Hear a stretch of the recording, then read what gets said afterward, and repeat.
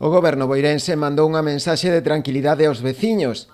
Para o concelleiro de Facenda, Luís Ruiz, a oposición está a alarmar a veciñanza nas súas críticas pola suba do IBI. Segundo el, a situación económica do concello é boa, progresa axeitadamente. Parece ser que facer a oposición alarmando, que parece que é máis oposición. A ver, a situación do Concello de Boiro é boa, progresa adecuadamente. Vou poñer só un exemplo.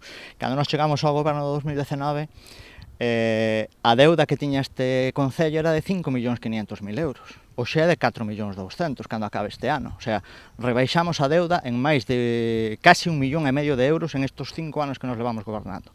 E aparte deso, agora que temos a capacidade de decisión, porque temos a maioría absoluta, estamos xa poñéndonos en datos legais para o pago medio a provedores. Ruiz referiuse tamén a que a media de suba para o 90% dos recibos é de tan só 41 euros.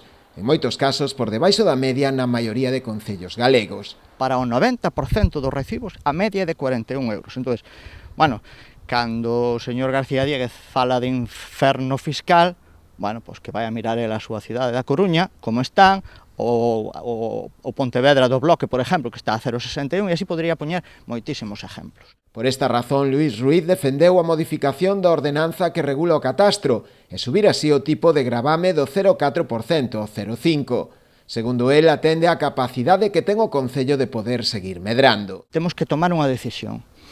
Ou modificamos este gravamen e podemos seguir medrando e seguir progresando como concello, ao igual que fan outros concellos, ou nos temos que parar e temos que frenar. E a isto atende esta subida.